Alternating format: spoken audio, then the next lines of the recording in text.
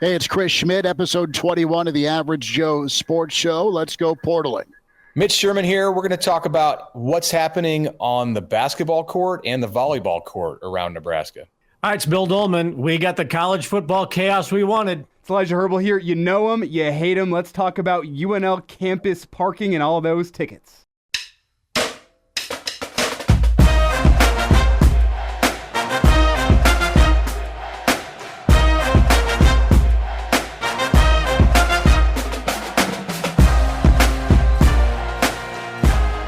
Back at it for another Average Joe Sports Show. The pod, Mitch Sherman, Bill Doleman, Elijah Herbel, Chris Schmidt from various locations unknown as we drop the pod here. Find us on Twitter at the AJ Sports Pod. Give us a follow. The AJ Sports Show can subscribe on YouTube. Fella, it's been a while since we talked. There's a playoff four set in stone with a lot of controversy attached to it. Nebraska is portaling when it comes to the quarterback visits and invites. And, oh, yeah, there's volleyball and basketball plenty to go around, Mitch. Got different directions on the men's basketball and volleyball trajectories that we have going on. Good to see all of you guys. It's been a while. And Elijah, you're the one who got stuck in the studio. The rest of us are just here enjoying the holiday season at home. Happy holidays. It's not bad. This studio is a second home to me at this point. I'm in here so much. So I feel like I'm at home. There's really no difference. And I'd much rather be in here actually than being distracted by my roommate's cat or my other roommate's dogs. I have to deal with them. And now they want to go outside. And now I'm pretty much Schmitty doing a show. So I'm happy being in studio. Yeah, my dog's going to bark during the show, so just be aware of that. One is laying on her dog bed. Roz, the 80-pound Labradoodle, had to go to the vet today. She had to get put under because she had an ear infection. So she on the good drugs? She's on not my bed, but she's on her bed, and she's all sorts of Bob Marley'd right now. Yeah, there it is. And Gertie is being the psycho German Shepherd she is, so she's outside with her football. Then you hear her barking. That's great. It's a great day. It's a beautiful December day.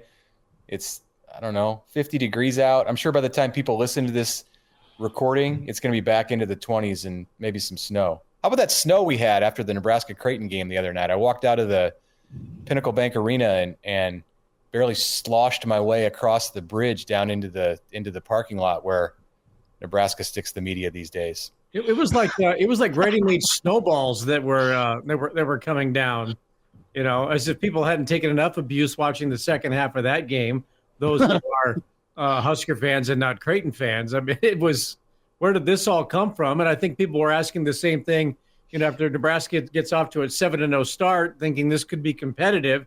And then in the second half, they disappear, and it's like, just like the snow. Where the hell did that come from? That's right. Only 25 recent years of basketball history is what we saw in the second half, all wrapped up into one. And for an encore, let's just prove that we can do it again the next time out at Minnesota.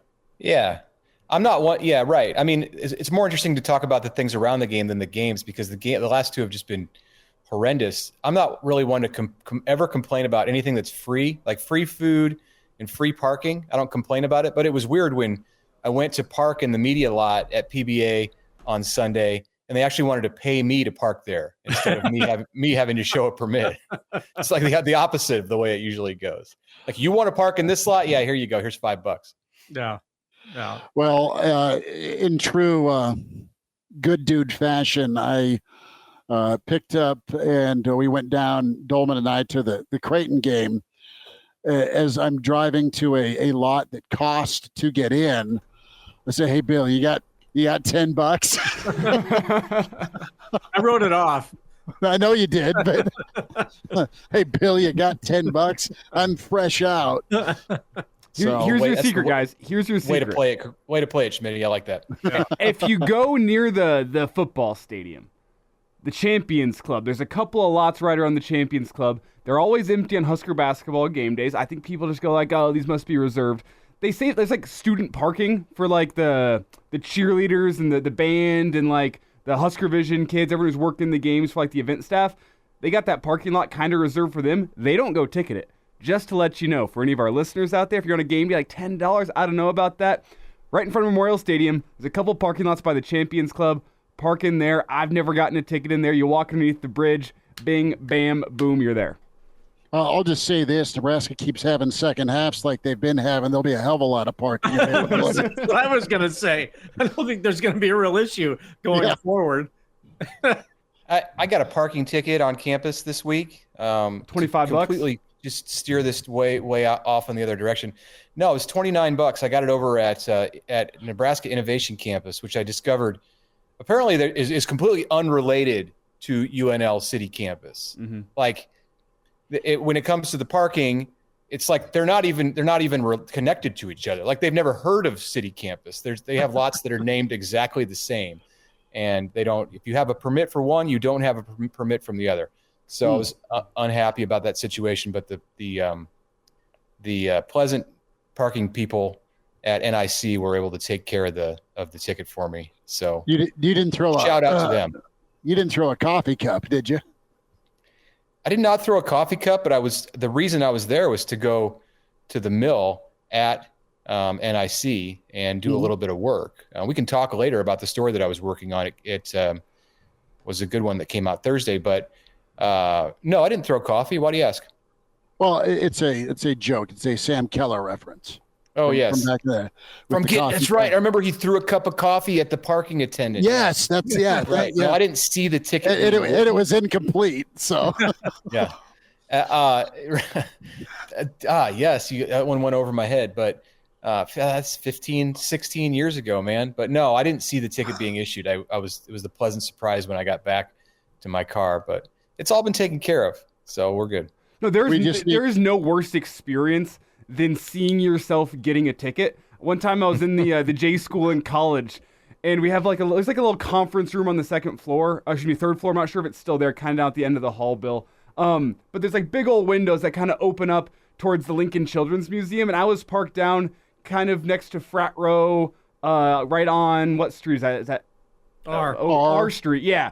And I can see myself getting a ticket while I'm in class. I'm like, no! There's nothing worse than that, but that will not compare to the $125 ticket I got from the campus parking authority, because not only was I parked in a spot that I did not plug the meter, so that's $25, my registration, the stickers on the car, was expired. Apparently, it was like the first or second of the month. I hadn't put my new stickers on, so they slapped $100 on there too. It was $125, so I had to go down and fight that one in front of the Park and Go Commission. And right now, people in Tallahassee are shaking their head at all four of us saying, you guys think you got it bad with the parking stories as we dive into the college football playoff. Before we talk portal, I love this playoff matchup, and my sympathy is sort of high for Florida State because of what they've done. But in my gut, I'm like, I have no problem with Alabama being in, because I think they win. I think Bama and Georgia probably beat about everybody, or could beat everybody that's in the playoff. So I can't wait for this Rose Bowl with Michigan and Alabama. Yeah, tough for Washington. I'm not sure we could have had more chaos. We were kind of wishing for it. I've been trying to think what could have been more chaotic really than what we had happen. And I'm sure there's one combination of the championship games that took place, but of all the things, for 8 to supplant 4, that's probably just the one thing that needed for us to have what's going to be a debate for the next 8 to 10 to 12 weeks, and then on, of course, into the start of next football season, when it'll resurface again between teams 8 through 16 as to who of those teams should be in. I would have loved to see the chaos should Iowa have beaten Michigan, and then the argument becomes, do you put in Florida State or Georgia? Oh, that would have been fun. Yeah, I can't really. That's one scenario where it could have been more chaotic, but really, then the conversation would have just then shifted to another argument. You're talking about Florida State versus Georgia instead of What you had here was 3 teams for 2 spots or 4 teams for 2 spots, but I don't think Georgia was really in the conversation. I thought it was great. We last time we talked, we talked about what we were hoping for, and all I wanted to see was just a mess for the committee because they have built this for themselves, and I would have felt unfulfilled if the committee got out of the 4-team situation and just scooted right on into the 12-team playoff next year without having to endure some tremendous pain on the way out, because they've created this imperfect system, so they have to live with it. We have 5 Power 5 leagues and 4 spots. It shouldn't work out that well. It's made to fail. And we had it the first year in 2014 when Ohio State jumped over the 2 Big 12 teams in Baylor and TCU. And then, TCU after winning in the final week of the regular season. And then we had it on the pretty comparable as far as the controversy meter goes with this Florida State situation. I still don't understand why, as the great Mike Leach said, why you're having a committee decide on these things. Like, what other sport has it? The NFL doesn't have a committee decide who makes the playoffs. The NBA doesn't have a committee decide who makes the playoffs. The one is the NCAA tournament with basketball, but there's 64 teams, so it's a little bit different with all the automatic qualifiers. You can play your way in. I don't think you can be mad at the committee should you not make it in. This is the one where, like, it feels like it should have been so simple. Like, going back a decade almost, and we'll see how the 12-team playoff works out. And now we're just getting into the intricacies of the playoff, but, like, did it not make sense from the get-go to go with a 6-team playoff? The committee decides the top 2 seeds who get a bye, 5 big-time conferences, so 5 automatic qualifiers, and hey, maybe the committee decides 1 at-large bid to throw out there as well. Seems to make the most sense to me that, hey, you get all 5 conference champions and as automatic qualifiers. The committee doesn't have to screw with that. You have a committee that decides on, okay, 1 6-team to get in, and then they decide which 2 teams have done enough through their season to get first-round buys. That seemed like the system that should have made sense a decade ago. But, hey, there's a reason I'm not a decision-maker in college football, I guess. But instead, we're just going to jump all the way to 12. Bypass the 6 or the 8 and go right to 12, which I'm fine with. It is going to be sad to see games like Ohio State, Michigan on the Saturday after Thanksgiving that just don't have the same kind of intensity and urgency that one did a couple weeks ago. We've seen the last of that, really, in college football. Now, you'll see important games at the end of the regular season, but never between 2 11-0 teams, which – I think I'm going to miss that kind of a game. That was must watch TV. Probably that was the one game all year, just nationally in college football, where I felt like I had to sit down and watch every play of that game. And if the same scenario comes up a year ago, I don't think you'll feel that way because those 2 teams are both going to make the playoff. Look, the must-see games in the future are going to be Mountain West in the Tupac and whatever teams are fighting to get in. Pac-2. To get into those. Did you just call the Pac-2 the 2-pack? The 2-pack, yeah. I thought he was going Tupac. My fault. I thought so too. The Tupac conference. But the battle is going to be in those.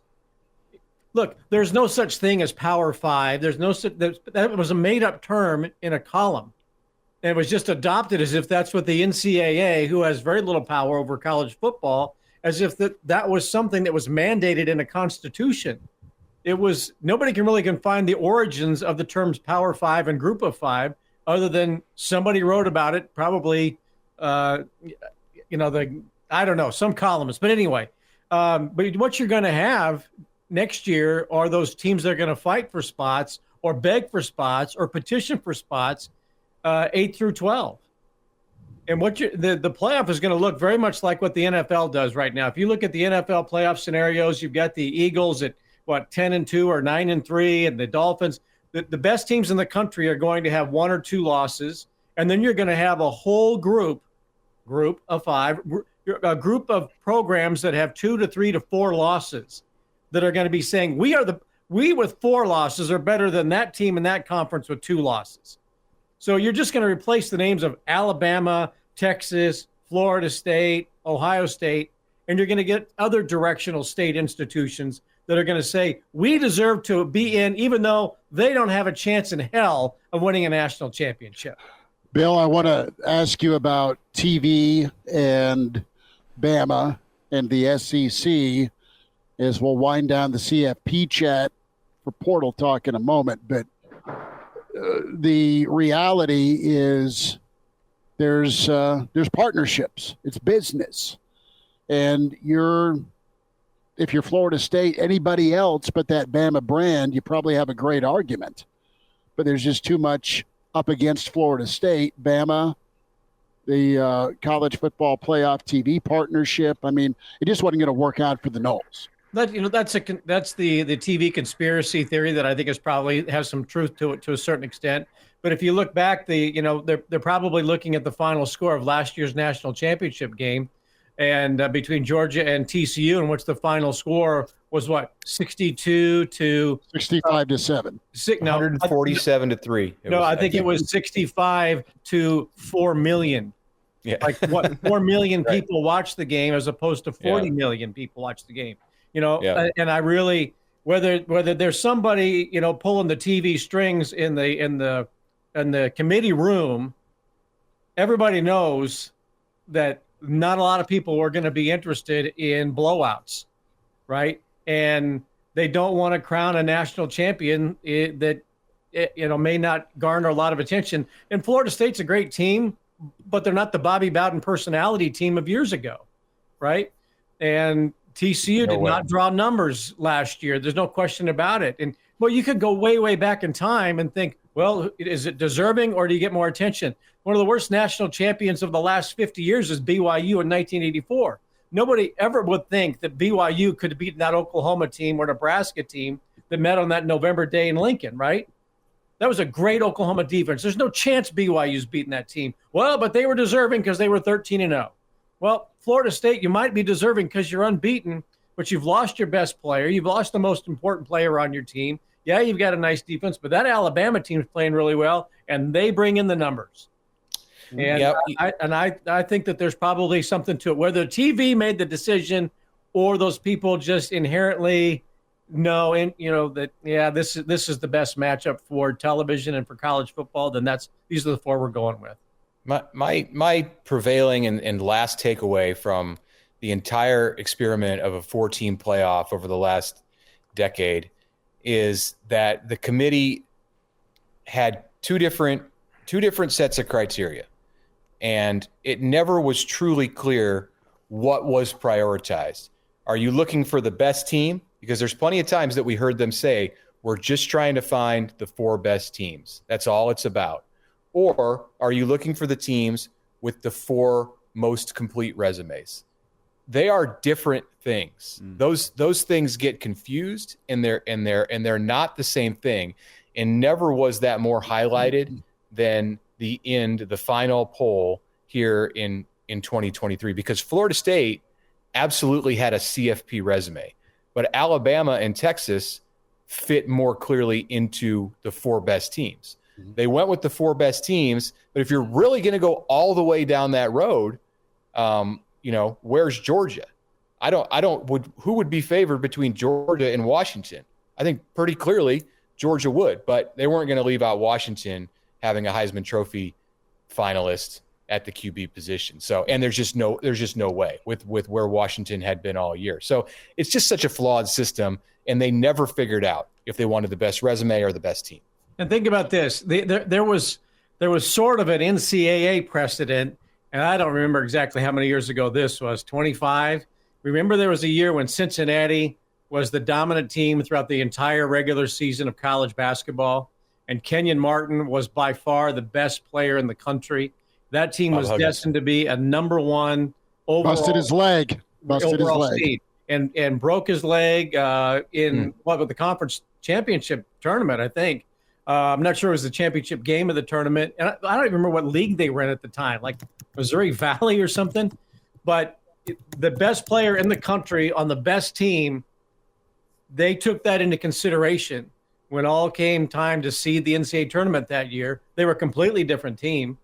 Florida State's a completely different team without Travis at quarterback. They've got a great defense. They've got good players on that offense. But whether they go with their backup or their third-team true freshman quarterback, it is not the same football team.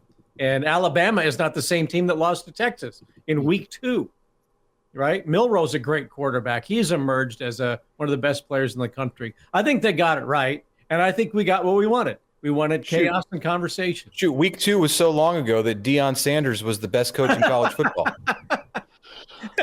That's Mitch Sherman, Bill Doleman, Elijah Herbel. It's Chris Schmidt. It's the Average Joe Sports Show, episode 21. Subscribe to us, the AJ Sports Pod on Twitter.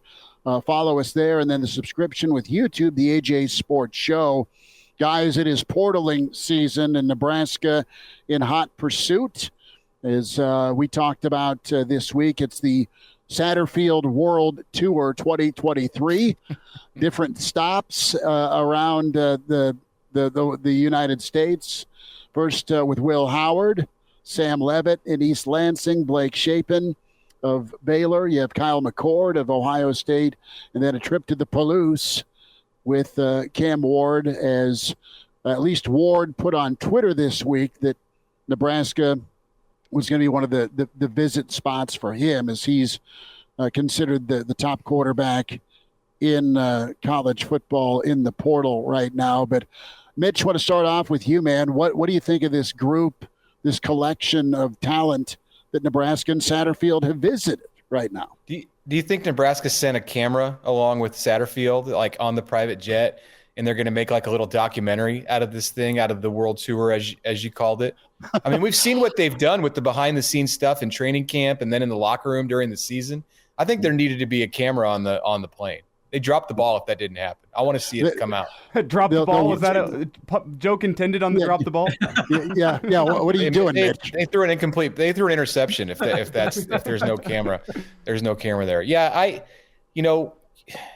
suppose it's possible still at this point, at this stage in the as the portal turns, that we could have another name emerge at the QB spot on the radar for Nebraska. But it's looking more and more like, and it's funny to say this, we're only like 4 or 5 days into the portal truly being open, but it's looking more and more like Nebraska has figured out who its group that it's pursuing are. And you just named the guys, Schmitty, there a minute ago with Shapen and Ward and McCord and Sam Leavitt and Will Howard from down at Kansas State. I don't know that all of them come to campus, but Nebraska has expressed an interest in all of them. And you start going through that order and trying to figure out, okay, who's at the top? And it's hard to say. I think if you can get Cam Ward, you take Cam Ward. But if you can get Kyle McCord, man, you're pretty happy about that too. And maybe McCord is who they see as the best fit. Part of it has to do also with what you want this offense to be. The question has certainly come up in the conversations that Marcus Satterfield and presumably Matt Rule has had with these quarterback candidates in asking, what kind of an offense are you going to run? Because if you watch Nebraska in 2023 and you see Heinrich Harburg and Chubba Purdy and even Jeff Sims at time on the option, and Nebraska threw fewer passes than any team in college football other than the 3 service academies. So that's not the offense. We know that's not it, but what is it? And a big part of the decision, the final decision, when a couple of these guys at least come to Lincoln and visit, is they need to be assured that Nebraska's offense is something that they fit in 24. Doesn't it seem like Nebraska is in the mix or targeting the 4, because it seems like those are the 4 names, the four of the top 6 to 8 transfer quarterbacks, that they're not, they're not looking for that.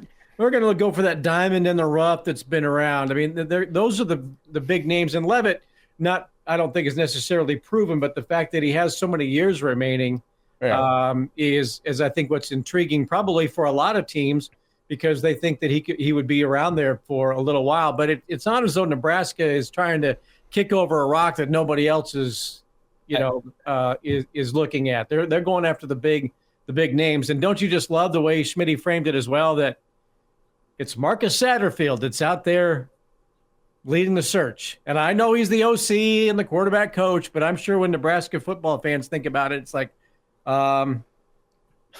Was Jeff Sims not available to find his replacement? Why Marcus Satterfield? But he's the quarterback's coch for now. And, I know, but it doesn't exactly endear confidence that this is the guy. But right, I think it's a legitimate question, and Matt Rule has been on his own private jet, and he's going out to see all of the 25. It was 26, now 25.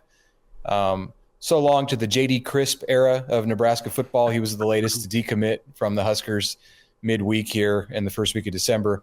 But Rule's been out visiting all of the commits, which is commendable, and that's what he wants. That's how he wants to run his program, and that's good. He should go see all of those guys and do all home visits. But the next level of vetting in this quarterback group is going to heavily involve Matt Rule. I mean, I think he's already involved. I could assure you that when Marcus Satterfield is having these conversations, he's probably got his phone sitting right here, and there's Matt Rule, right next to him on FaceTime.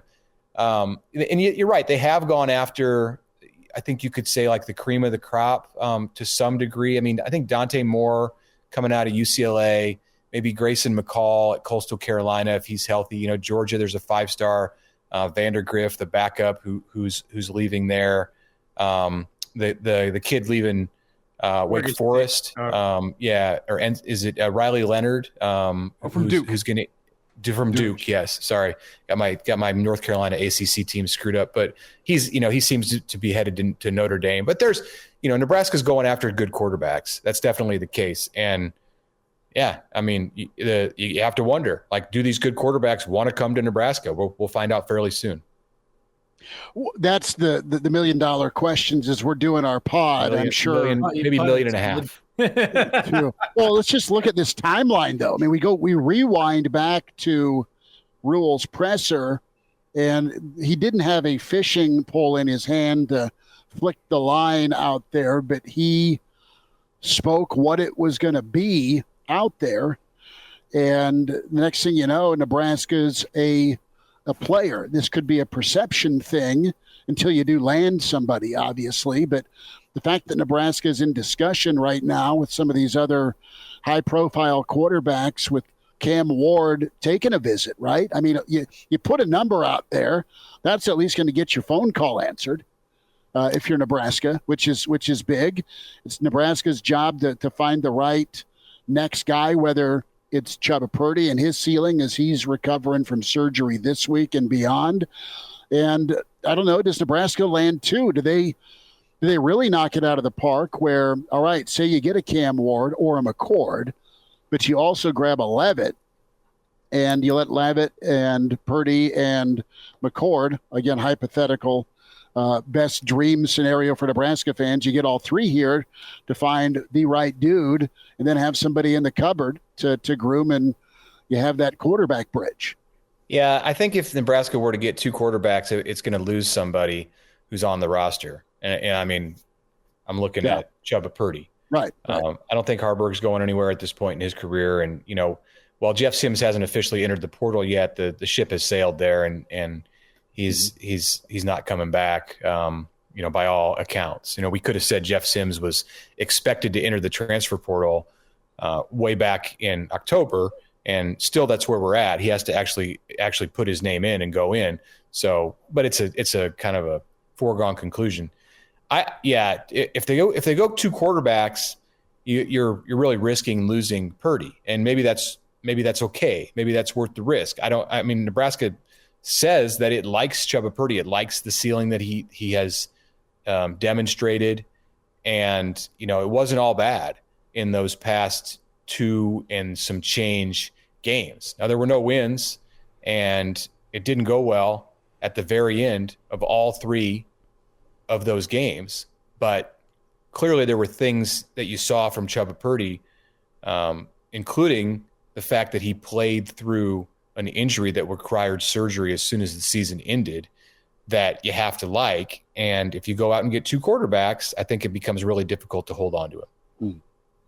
And if you go to the Leavitt, who has 3 years remaining?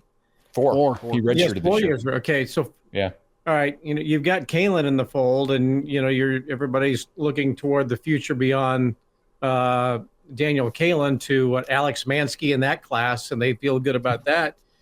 Are you going to bring in somebody who's going to be around that long and entice whoever your future quarterback is?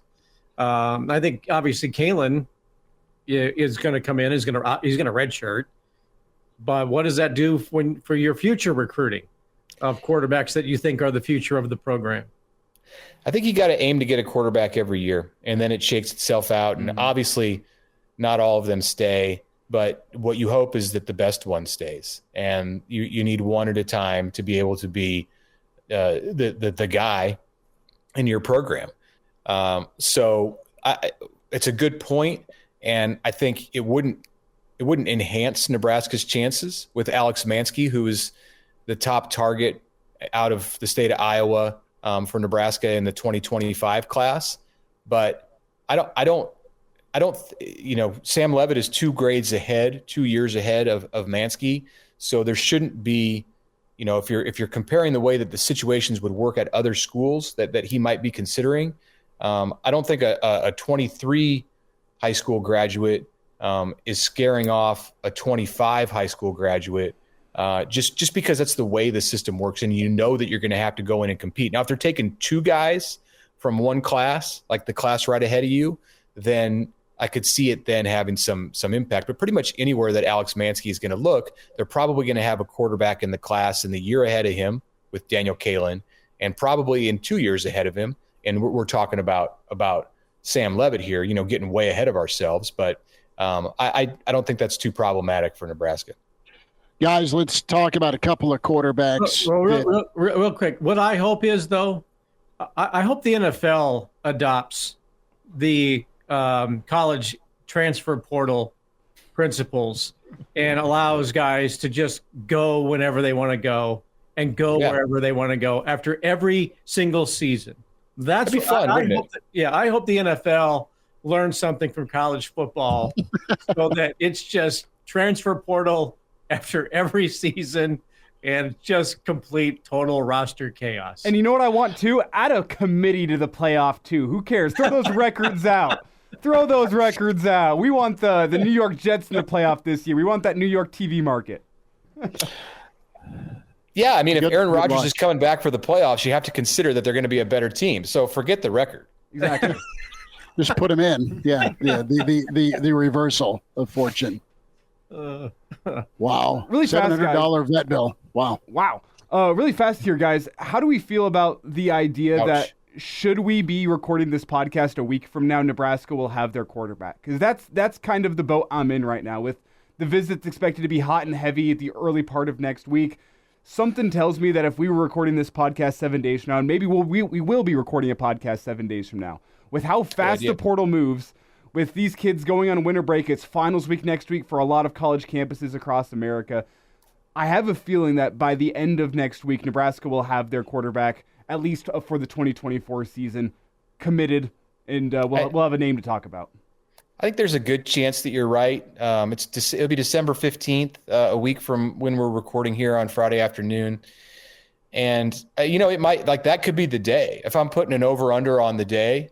By the way, can that happen? Can that happen with the sports books go over-under on the day that the commitments happen from these portal quarterbacks? Seems like a good thing to play. There's gambling in Nebraska now, sure. They've got to be out of state commitments. You can't do it. You can't do it. You can't do in-state commitments. I think it'll happen right about that time is what I'm getting at. I mean, you could go up until the 20th probably. That's signing day for the high school kids, and I think at that time, once you get past that, I think the rosters are going to be closer to complete. Now there are of course still going to be players in the portal, but for what Nebraska may add a high school signee, it may add another transfer in the month of January, but I think the big pieces are going to be known by that December 15th to 20th range. Let's talk about 2 quarterbacks, and right as we talk again, Average Joe Sports Show, it feels like, or if I'm putting my money down, Nebraska's got more of a shot of getting McCord than Ward. It's nice that both are considering Nebraska. And you look at kind of the compare and contrast both. I mean, Ward's a guy that's not as mobile, but more mobile than McCord. And you had a guy in Ward that had to try and win a lot of shootouts. There's some fumble issues, earmuffs, Nebraska fans. And he's really talented, though. A guy that gave Nebraska a look-see once before when he was leaving Incarnate Word. You flip it around, and McCord, the former five-star, was patient behind Stroud. I think if I'm McCord, I feel a bit underappreciated. I went 11-1. I know I had a ton of talent to throw to, but he was pretty damn good this season. Second in the Big Ten when we look at touchdown passes and yards. And you know what? It's not often you see someone, an incumbent at Ohio State, move on. And they don't really have a proven quarterback behind him. Maybe Ohio State goes and gets a Cam Ward. I don't know. But this is just a different situation when you have an 11-1 guy that waited a bit and then played well enough to win you 11 ball games. Yeah, if you want to know about Kyle McCord and you know what Nebraska fans, you know, the way that they might salivate over him, just go watch the drive that he put together at the end of the Notre Dame game. And Nebraska has been sorely lacking. You know, forget playing at Notre Dame and doing something like that. Just in any game or away, to have the ball with a minute or two left and be in need of points to win. It's been forever since Nebraska has been able to put something like that together. So McCord, yeah, look, it's disappointing for Ohio State that he's not C.J. Stroud. And by the way, check out C.J. Stroud right now. He's pretty good. So the guy that you're following, you know, before that it was Justin Fields, who is also pretty good, not doing what C.J. Stroud's doing in the NFL, but was a great quarterback and very dynamic at Ohio State. McCord is not the runner that Fields was. Stroud is more of a mobile guy, is more of a pocket guy. But McCord is even more of a pocket guy. So that gives you an indication if the focus is on him right now, what Nebraska sees this offense looking like. I think the offense is going to look like what the quarterback dictates that it looks like, which is why it's important to have that guy in the mix pretty quick, because you got to start putting pieces around him. So he's an exciting player for sure. And I agree with you, Schmidt. He's the one who looks the most likely of the top tier, of the high-end guys.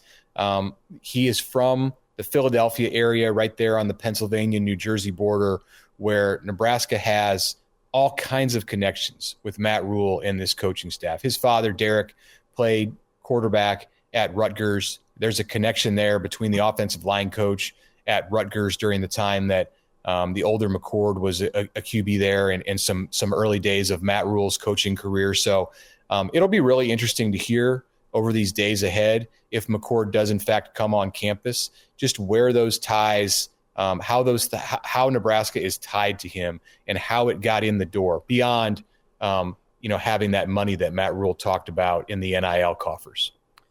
It's interesting, Mitch. You talk about McCord and that drive with Notre Dame, and I know that this is a relative comparison because Notre Dame and Maryland are two different things, right?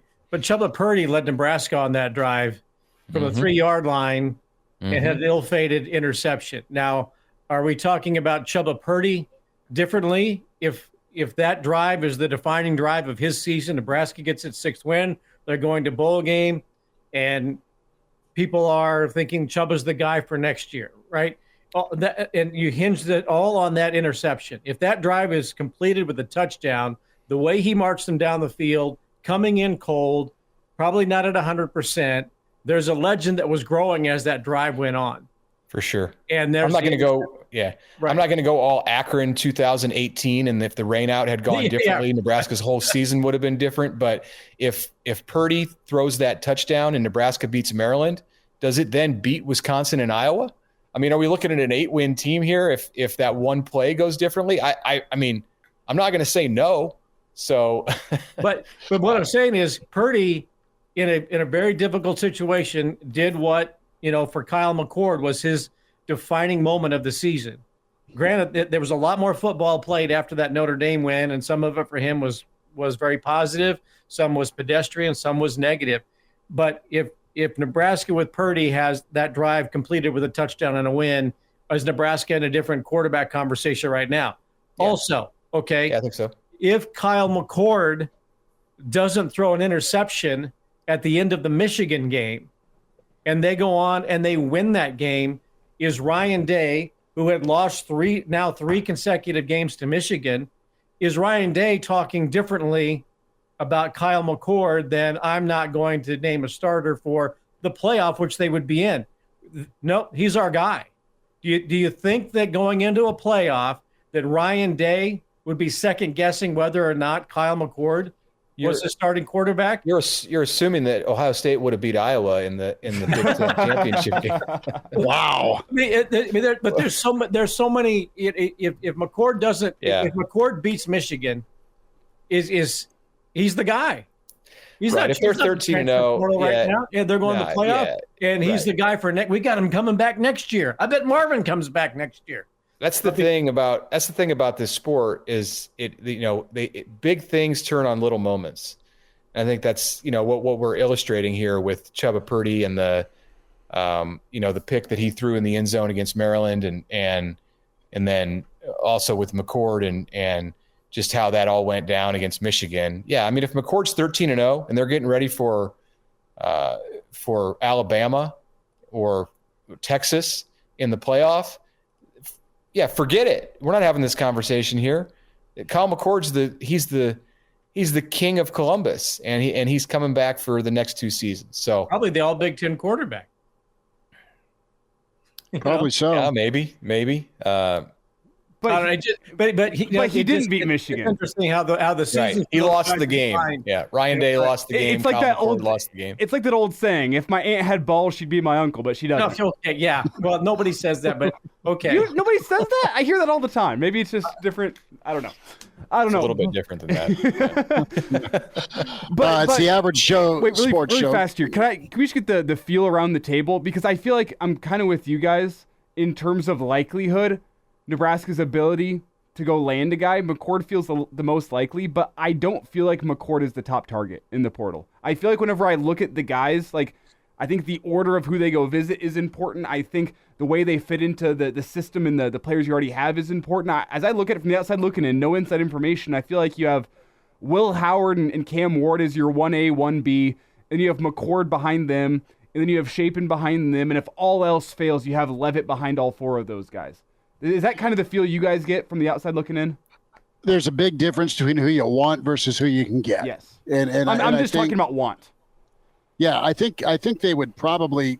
I think the world and you've got the who's who of college football programs right now that want an upgrade at quarterback, and teams that were close to a playoff, or even some that may be in the playoff this year, because what they have now is going to move on. So to me, I think the best fit, and I'm going to lean on Gary Barnett's expertise here, that he thinks that run pass combo, he thinks Will Howard, and I agree with him. I think Will Howard would be dynamite for Nebraska. I think that's who you try and get first and foremost, but I don't know if Will Howard's going to be in Lincoln. Cam Ward's right there. I agree with you, 1A, 1B. I'd lean Howard over Ward just because of the running threat. But from a passing standpoint, Ward's clearly a better passer. And then, yeah, you go McCord right there. But I think McCord is going to come in wherever he ends up with a chip on his shoulder because of, and I'm going to play the personal disrespect card. He's got to feel a little bit of that because Ohio State's out looking for a different quarterback, or there wasn't any assurances or guarantees you'd like to believe that it was his job to keep next year. So I think there's some real fire under McCord, and I think he was damn good. He beat Penn State this year. He won at Notre Dame, like Mitch touched on, but he played well enough to win against Michigan, and Michigan really wasn't stopped on offense by that Buckeye defense. I mean, they scored enough to beat Michigan. I should say that McCord's offense did. Yeah, I think the only thing that differentiates Howard and Ward from McCord, and McCord might be a more refined passer. I think just his NFL potential as a passer, I think, is higher than the other two. But they have the running ability or the mobility that you're not going to get with McCord. It's very clear if you bring him in that he's here and he needs to be protected by the offensive line, and you need to have a running game that can support him, and he's not going to be a part of that. They will not run option with Kyle McCord. Yeah. But the others, it could still be incorporated as a piece of the offense, and I don't think that's all bad. I think Nebraska, it's important for Nebraska in a lot of these scenarios to have a quarterback with some mobility. Now, I'm not saying that you turn the page on McCord. He's a really intriguing prospect and would be, gosh, I mean, maybe the best passer that Nebraska's had in forever. Yeah. But they've never had a five-star passer. I mean, you've had Tommy Frazier and Eric Crouch, but that was their athletic ability. So I think you're very happy if he ends up being the guy, and very fortunate. But as far as being the all-around kind of athlete that it has seemed that Satterfield and Rule are trending toward in building this offense for the long term, the Will Howard and Cam Wards of the world are a more of a fit.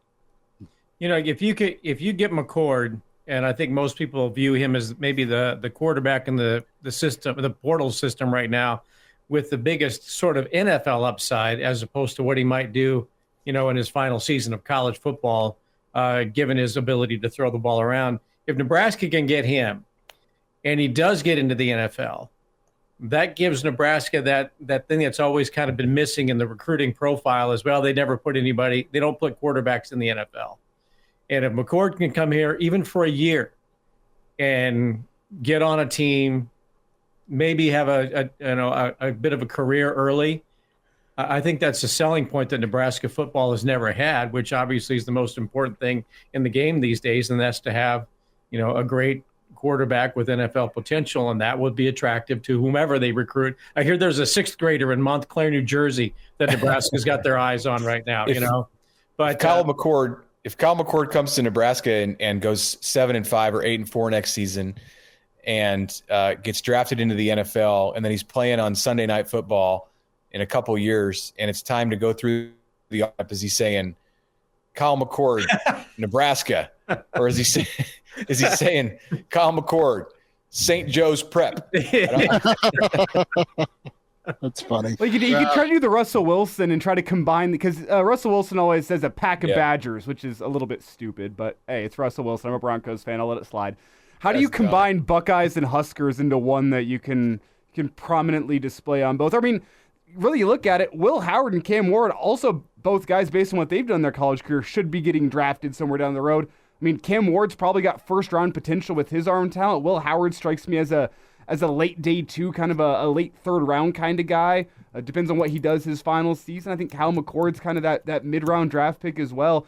A lot of fun combinations for how, like, with Wildcat Huskers, I don't know how that one works. Cam Ward's going with Incarnate Word no matter what.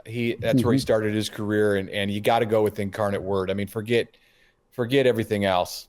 Forget Washington State. Forget the third school. It's Incarnate Word. Okay, so those three guys. Then, yeah, I'm kind of in the camp that McCord had a great season because he had great players around him. Yeah. Was he the reason why they were great?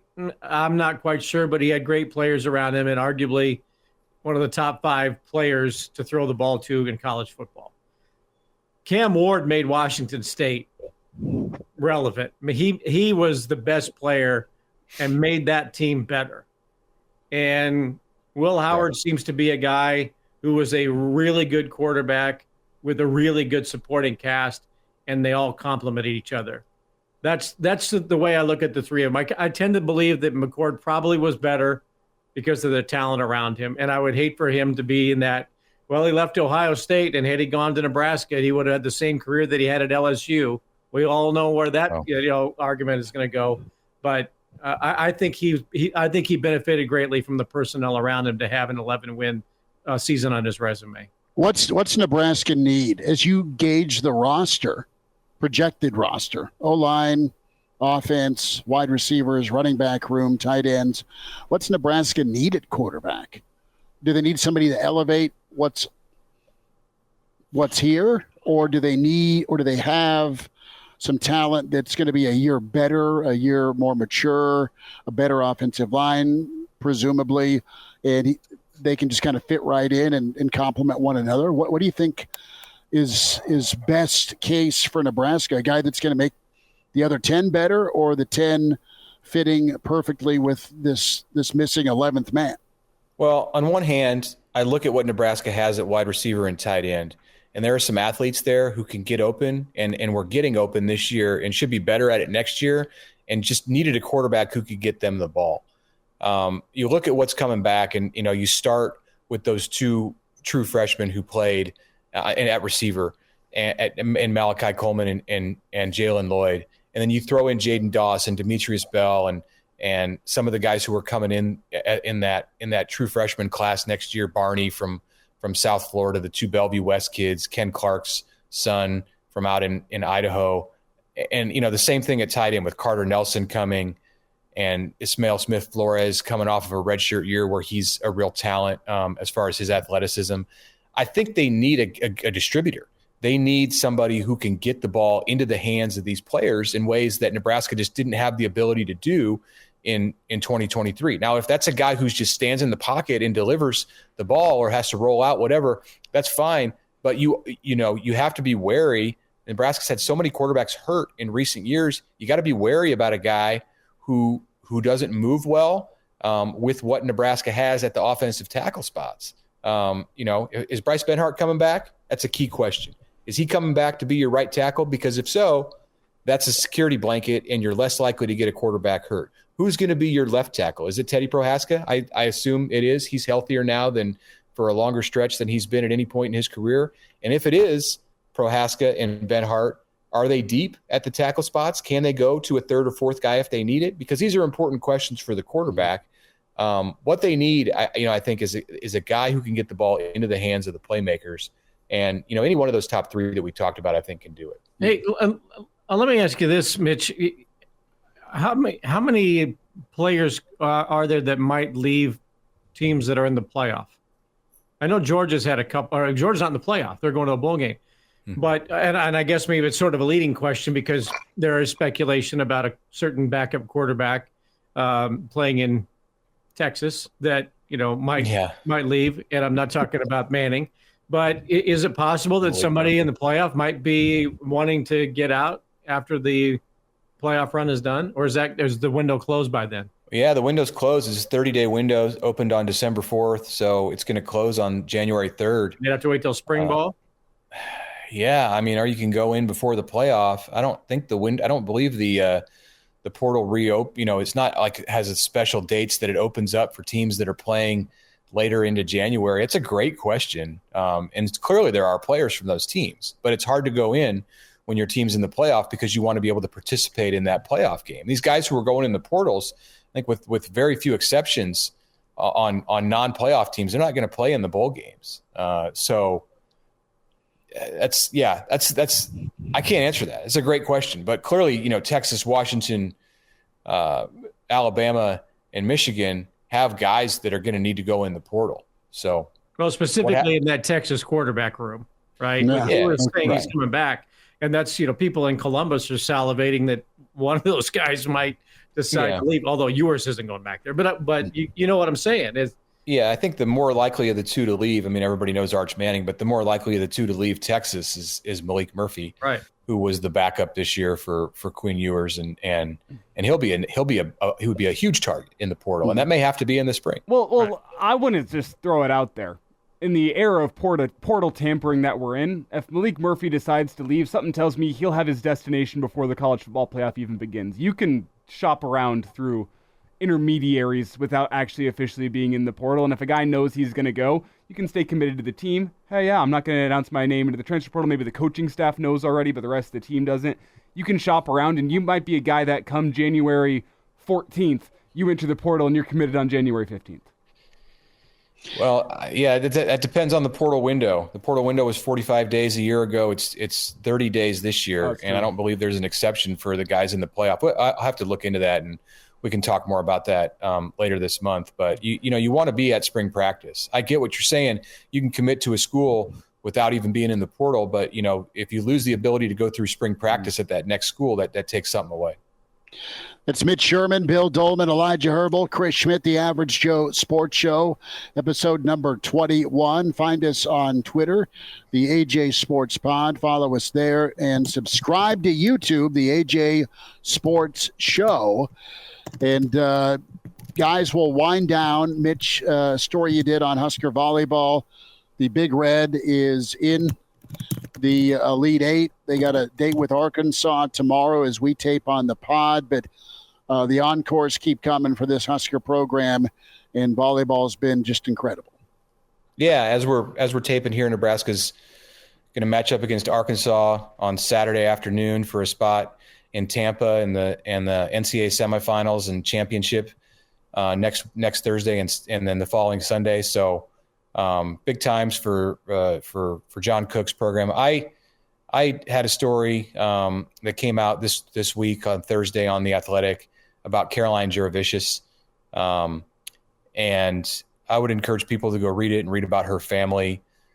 The name Joe Jurevicius is known to people that are more than volleyball fans. He's of course a football name and played receiver at Penn State, was a second-round pick in 1998, spent 11 years in the NFL, and you remember won a Super Bowl. If your memory goes back to 2003, the 2002 season, and he won that Super Bowl with a son who was born with a terminal cellular disease, and that son lived 10 weeks through the NFC Championship game, through the Super Bowl, and into the spring, and Caroline was next to be born in that family, and she has a strong connection to the brother that she never knew, and has a lot to say about it and a lot that she wants to do about it. It's a family, the Jurevicius family, that has made Lincoln their home this year in all of 2023, and has made an impact. Joe helped coach football at Lincoln Lutheran this fall. Their younger daughter Ava won a state championship at Lincoln Lutheran on the volleyball court. She wants to play volleyball in college, but it's a pretty remarkable story. The family as a whole and what they've been through and what Caroline has been going through this year on a less serious kind of scale than the tragedy that hit their family. But she's the only player on the roster who's redshirting, and it's been an interesting ride for her. I thought one of the fascinating little tidbits from that article, Mitch, is she's in the College of Journalism. How about that? Double major in advertising, public relations, and journalism, which that's kind of one of the reasons for the red shirt is it's expected that she's going to take 5 years. They told me, my academic advisors told me, you can double major in the college and be done in 4. They lied to me. It took 4.5. It's 100% true. She's probably going to be taking that 5th year. I just want to throw that out there. I really should have, looking back in hindsight, knowing it was going to come back for a super senior semester, just gone with the triple major and majored in history like I wanted to. I didn't. It's okay. No regrets, but that is true that they'll tell you can do it in 4. Pretty difficult. 4.5 likely. If you had me for an instructor, you probably would have taken 6. But good on you, Mitch, for finding stories like that. And it's just another one of those special chapters for Nebraska volleyball this year. And to bring her to the forefront when, she is kind of, you don't want to say the forgotten Husker. I mean, it's not fair. But when you're redshirting, it can be kind of a lonely experience. And for her to have her story told amidst all the great things that are happening for Nebraska volleyball, Nebraska women's athletics, I think that's kind of a high point to have that story told. No, I love it. And Mitch, good work there. Bill, good to see you. Elijah, thanks for rocking this. Chris Schmidt, the Average Joe Sports Show.